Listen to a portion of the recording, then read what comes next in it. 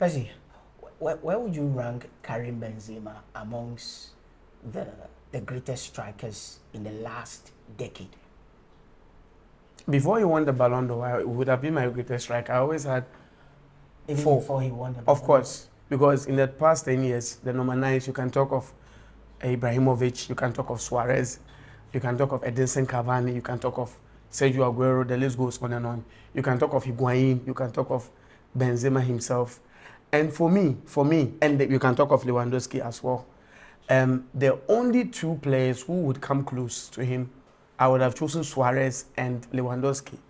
But then you see Benzema, and if you take these three, the only two players who have, or the only player who has a similar attribute to him is Suarez, because he also, apart from scoring, also adds a lot to the attacking play. But for Benzema, before this Ballon d'Or came in, I would have chosen him to be probably the closest player to Nazario de Lima. The closest.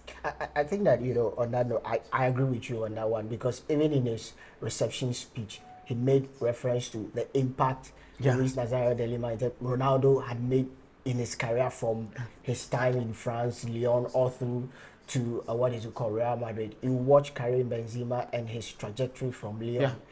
It's been excellent. Yes, he's had patchy times. I remember when people actually bash him for missing certain chances in his younger days at Real Madrid. Let's not forget, he walked into Real Madrid at the age of 21, very young. That's why a lot of people refuse, or in a way blindly turn an eye to, because he came in at the time, was very young. Real Madrid, one of the biggest clubs at the time. They had serious players at Real Madrid and all, but he grew, bid his time. For me, Benzema is one of those players who has character, who has a lot of, one of the biggest mentalities you can ever have, because he's gone through a lot. We've seen his time with the French national team, those issues that popped up, he still kept a cool head. He's led Real Madrid. I remember there was a time when Cristiano Ronaldo had to leave Real Madrid, and the fans of Real Madrid were wondering who is going to lead our lines because of the patchy spells Karim Benzema has had.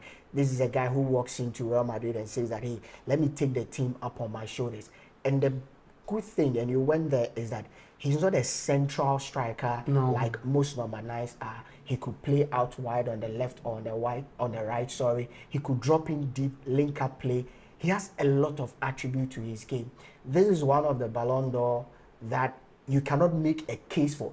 The other two. No. You cannot make a case for Sadio Mane or Kevin De Bruyne. He deserved it, and for me, it's long overdue. Look at his numbers: playing, 615 games for Real Madrid, scoring over 300 goals, playing, 118 games for Lyon, scoring over, 50 goals and all of that. That is a guy who has, nurtured his craft, nurtured his art, and his impact for Real Madrid is immense. Last season, we saw his absence for Real Madrid, how the team is deficient in terms of going forward. When he's in the team, we see how the team gels and the team literally plays to his strength. What he did in the Champions League, literally, he was the one that saved them from their game against Chelsea, their game against, Manchester City. He carried the team. But then, one thing a lot of people, are talking about is the Club of the Year, where Real Madrid wins the Champions League. On their way to winning the Champions League, they beat Chelsea, the defending champions. They beat City, who were the runners-up. They beat Liverpool, who, arguably at the time, they were one of the best teams in Europe. Wins the Champions League in a very excellent fashion. Yet the Team of the Year, or the Club of the Year, goes to Manchester City. What do you make of that? You see, the criteria for this whole Club of the Year thing is what has brought this fuss about the whole thing. You see, the Club of the Year was picked based on how many of your players were actually nominated.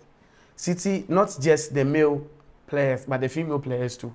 When you take City, both the male and female players, they had a whole lot of them being nominated. You had Bernardo Silva there, you have Phil Foden there, you have Kevin De Bruyne there. You had a lot of the players. You have Ilkay Gundogan, all of them in the fold. Ederson was there. So comparably to that of Madrid. For Madrid, you could have Thibaut Courtois, you could have Casemiro, you could have Benzema himself, Vinicius Junior, of course. But you see, when you take for Madrid, it was more of a few players whose exceptional performances brought the team up, and you could pinpoint. I'm not taking away the rest of the players and what they did, but you look through very well, you realize that for Madrid, it was more of Benzema that is the main person. You can talk of Courtois and his exploit. You can talk of Vinicius Junior, and you can talk of those who also peripheral additions like Rodrigo Goes. You can talk of Casemiro a little, but you realize that it was solely on Benzema, Vinicius, and their goalkeeper. For City last season, we said they didn't even play with a central striker. So everything was shared abroad. Even with the Kevin De Bruyne that we are talking about, that he was the third or second best, there were players like Bernardo Silva, Phil Foden, and the rest. So for that, I just could not fathom the reason. Of course, that criteria they put there, but that was not the only criteria. I get you. There were actually more than 2 other criteria they looked. I get it. But for me, you see, if there are some things that I think we shouldn't always limit it to the fact that we have put certain things in place as a reason for us to award somebody for something. For example, you see, there were some times, and the last time that you had someone winning a Ballon d'Or that was undisputed, probably you can make a case for maybe Ronaldo 2017, Messi 2009. It was undisputed. 2011 undisputed. 2012, Chelsea can win the Champions League, but with what Messi did, nobody can talk about it. But Ronaldo 2013, there was Ribery. Messi 2010, and you can talk of the era that when Kaká wins, we don't talk. When Ronaldinho wins, we don't talk. Ronaldinho will not score the best of goals. So you feel City do not deserve it? What I feel is that if you are using the criteria itself and you take away what everybody knows, you see, this is the best thing. And the funny thing is that the team that you chose as the best team was actually beaten by the team that won. Okay, so Percy, this is what I think. I personally feel that by miles, City deserve it. And these are my reasons. Like I said, it's not just the criteria of they having a lot of players in the team. I always say that knockout competitions, the dynamics are totally different. So the fact that Real Madrid may have won the Champions League, the fact that they may have lifted the ultimate in terms of club trophy does not necessarily make them the best team in the tournament. Remember, we've talked about this. I'm coming. And yes, like we went there, said that, does the best team always win? No. And it was emphatic, the best team does not win. For me, I'll take you back to 2004, Greece, when they won the Euros. We all know in that tournament, Greece was not the best team in the tournament. There were plethora. Portugal were unplayable from the group stages to they knocked them out in the semi-finals. Even the French national team that lost the finals to the Greek team, they were unplayable. Zinedine Zidane. They were even in the final, they were the best team. But on the day, Greece just had the other extraneous element working for them. And like I told you, if you look at Real Madrid's rise to lifting up the trophy, that quarter-final game against Chelsea, listen, on any given day, Chelsea should have qualified. But for whatever reason, Real Madrid garnered wherever they got their strength from, eliminated Chelsea. Even in that semi-final game against Manchester City, on any given day, you expect that City will go through. But for whatever, I always tell you that knockout competitions are totally different. Now take them back to their respective leagues. That's the argument I'm going to, because UEFA did not just consider players. Take them back to their respective leagues. Arguably, the best league in Europe is the Premier League. City won that league with 93 points, scoring over 73 goals in the process, losing just 3, drawing 6. On the other hand, this last season's La Liga was one of the weakest La Liga in the last decade, and you and I will agree with me. Why? Because Atletico were not even operating at 70%. But Barcelona, who over the years have always offered competition to Real Madrid, has always been a back and forth. We're so poor from almost about 60% of the season. They only garnered some strength in the second half when Xavi took over. Sevilla, likewise. So the La Liga last season, one of the weakest. Real Madrid, how many points did they amass? 83 points. So for me, I think that UEFA considered all these things. And did City play the best football? Look at their group stage performance. They didn't lose a single game. They didn't drop a single point up until they losing to Real Madrid. They have scored the most goals and conceded the least goals. So UEFA looked at their trajectory of this team and felt that City deserved it. I bet these are factual. Oh, I get you. I bet you differ. What is the best game in the terms of what you are saying? You see, that is where we get it wrong.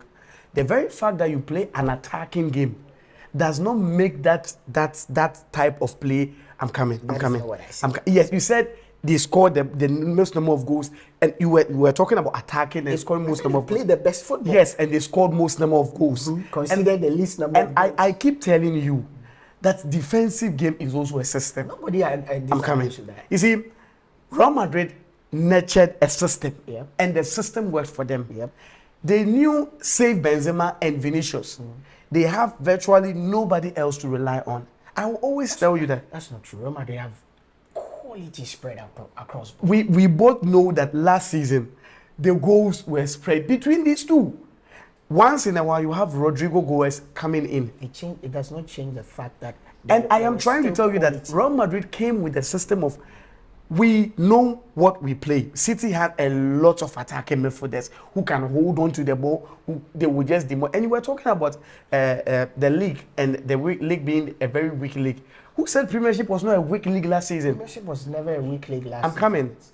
City won with how many points? 93. Who was second? The second team was Liverpool with 92 points. Last season. And who was the third? I think Chelsea. No, Tottenham Hotspur or so. And they were miles behind. You see, I'm coming. It's because it has nothing to do with. I'm trying to tell you that. Even with they being third, even they being fourth, look at the performance in Europe. I get you. You see, when we were talking, it's good you said arguably nobody has given the title as Premiership being the best. Yeah. So it means that it is subject to your own point of view. Now, with the La Liga, we all understand, of course, Barca had a very terrible, I would say it's a terrible start. Real Madrid had no competition there. Real Madrid did not have the best. Exactly. But the bottom line will always come to the point. What did they do? They won the ultimate. Okay, so before we conclude, yes, they won the ultimate. Yes, they lifted the trophy. But again, I always say, UEFA looked at those metrics. I'm not going to take away that fact. Yes, what was your performance in the group stages? Post the group stages, what was your performance? And do not forget, UEFA accumulate points. I understand. And if you look at the point accumulation of City is the only club, even though they lost in that semi-final game, prior to that game, had amassed most UEFA coefficient points in last season's Champions League. That doesn't take away. UEFA looks at all these matrices and feels that yes, they may have lost that semi-final. Real Madrid may have lost the final, but all these matrices push in their favor. They go in their favor. Why would you deny them? So for me, I think that those who are arguing that Madrid won, that's where I think that this is one of the most credible awards, because now they didn't look at the guy who took the trophy. They look at the actual matrices. If we are talking about then UEFA should revisit all the awards the previous season. They made mistakes, but they are trying to correct the matrices. Lucky you and I know that save 2018 because of the exit of Ronaldo to Juve. If the Champions League is won by Barca, we don't even go and argue about it. Go there, but you know about it. But we engage. If it is won by Madrid, to the same thing. Engage us in this conversation. Do you think that Manchester City deserves the Club of the Year with what they did last season in the Premier League and in the Champions League? Real Madrid ultimately won what matters the most by lifting the trophy, beating Liverpool 1-0.